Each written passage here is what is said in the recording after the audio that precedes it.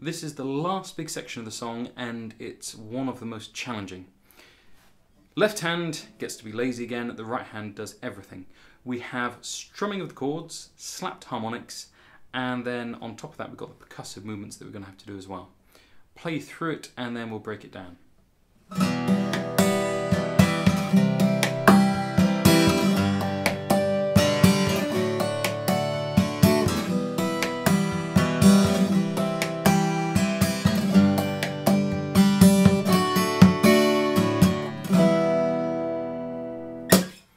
So, in there we have the slapped harmonics. To do a slapped harmonic, really quick capture lesson here, you have to hit the harmonic node point, which in most of the cases is going to be the 12, and in some cases is going to be the 19. There are a couple of others which I'll come to in a moment, which are different, and I'll explain that. 12 and 19, all you have to do is whip your finger down as hard and as quick as you can. This is the right hand doing this. Hard and as quick as you can onto the 12th fret. And you'll get a harmonic. The idea is that if you play a normal harmonic, you are creating the node with the left hand and picking with the right hand.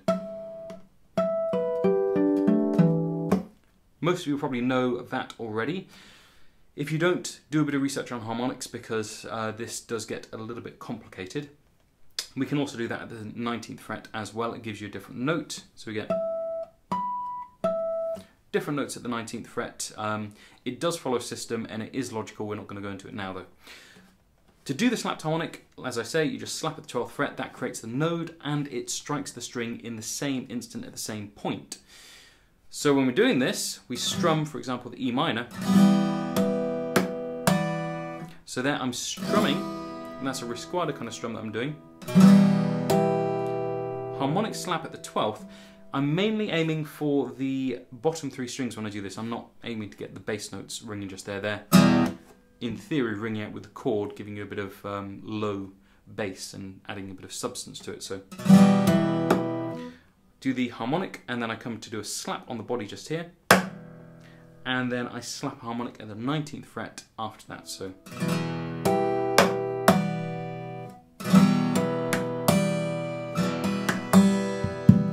after that, I move my hand down to here and do a couple of bass drum hits. I probably tend to do those around this area, although you could do them down here, but it just means you've got to move a lot further in order to actually get that movement down. So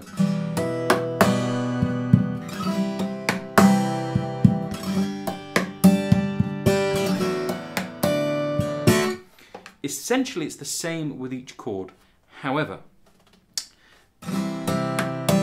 when I move from the E to the C, we get a bit of a problem.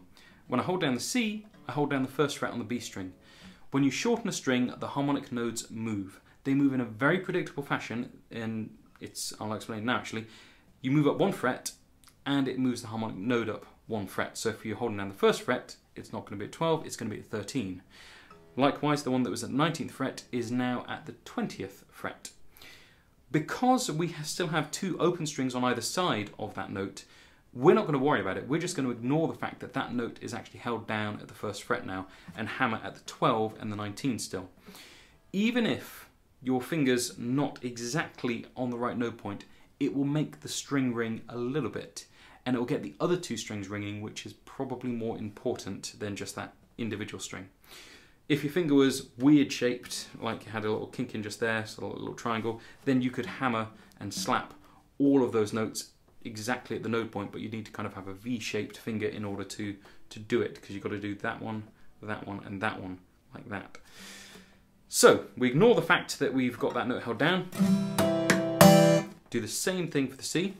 We move to the G. Now at this point we do have to change what we're doing. We're holding down the 2 bottom strings at the 3rd fret. If we do not pay heed to that, we won't really get any harmonics ringing out just there. We have to move up 3 frets. So if we were at the 12 before, we're going to move up 3, takes us to 15. And we get a much nicer sound, we get the harmonics ringing out, and that's all good.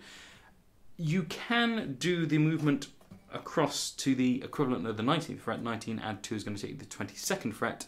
A lot of acoustic guitars probably won't have 22 frets, so you kind of have to estimate where it'll be, probably around here.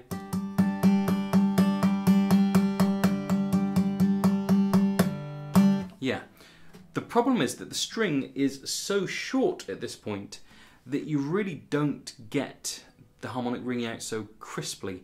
The 12th fret harmonics are very strong harmonics, so you can afford to take some liberties with it. The other harmonics, you really have to hit the note dead on. What I do when I get to this point is just strike the G at the 15th fret twice. So we just get two lots of the same harmonic, which is fine. It kind of breaks the pace of it a little bit. So we've got this kind of jumping at the beginning, dum da dum da dum da dum da, and then it goes dum dum dum dum. So it gives it a bit of a change, which is always good when you're working on one instrument. That section up to the G.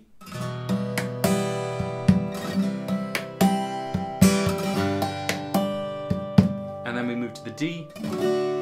At this point we have the same issue that we had with the C.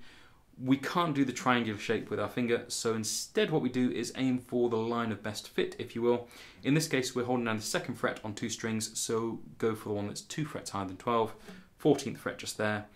Ignore the fact that the B string's meant to be at the 15, it will probably still ring out a little bit anyway, and if it doesn't, you don't lose too much, and that's how I do it anyway. So, to play that through, and again, we're still doing the same movement here with the percussion and everything. It doesn't change, it's just the chord shapes and a tiny bit of movement here that's actually occurring. Play through that whole section with the harmonics and the slapping and everything.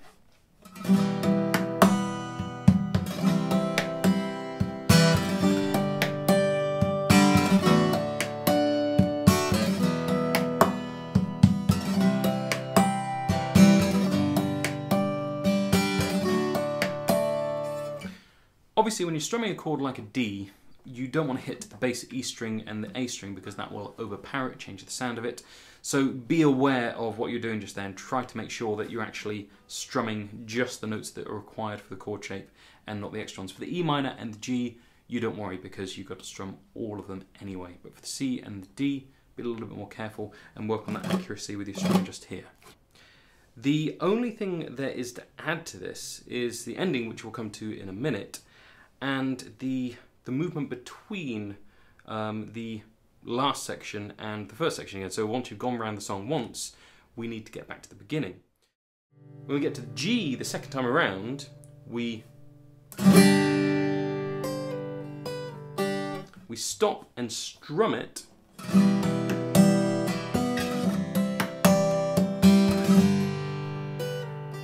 And we add in this little motif over the top. So, as I do that, I'm doing a risquado across the strings, which, as well as strumming the strings, gets my hand into position. Again, we're moving up the neck as we do that, and the thumb onto the side of the neck again, coming up. And that's going to then hammer onto the 8 of the E string, and slide immediately down to the 7. And then you re-hammer and pull off. So we hammer onto the 7, slide down to the 5, and pull off. So we get this sound, because we're still holding down the G underneath, and then we go to the D, and to do that we're hammering with the little finger, which is quite difficult to do, because it's immediately pulled off, so the little finger needs to be quite strong, quite quick to do that. That's onto the 3rd fret, the E, and then we play the B string, and then the G string, which are all just the notes held down in the D just there, so the 3rd fret and then the 2nd fret. And then we go back to the first chord, the E minor, but instead of just strumming it normally, I do this raked harmonic across. Now in order to do that, we're applying the same principle as we had when we were slapping the harmonics, but because we're doing this in a slightly staggered fashion, we can actually trace the shape as we go. So for the most part, it's the 12th fret, the 12th fret, the 12th fret, and then I drag my finger down the string towards the 14th fret, and then try to get it back up as much as I can, 12th fret on the E. So you're trying to trace the shape up at the 12th fret and the 14th fret just here. So you get this really nice ringing harmonic sound that's strummed, which is kind of unusual. You don't hear it that often in songs. So breaks the pace a bit, takes you back into the beginning, because now you're going to do the normal finger picking again after you've done all the crazy tapping stuff. So it's a nice way to transit from one section to another.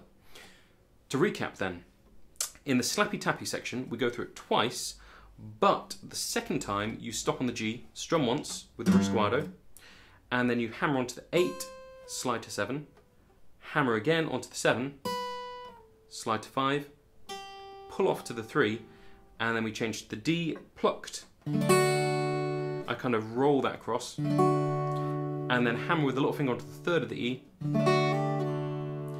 and then you play the B, and then the G, which held down at the 3rd and the 2nd, and then harmonic. You go through the song again. When you get to the second time through, you're probably going to be ending the song at this point. So when we get to the slappy tappy section, which is the last section,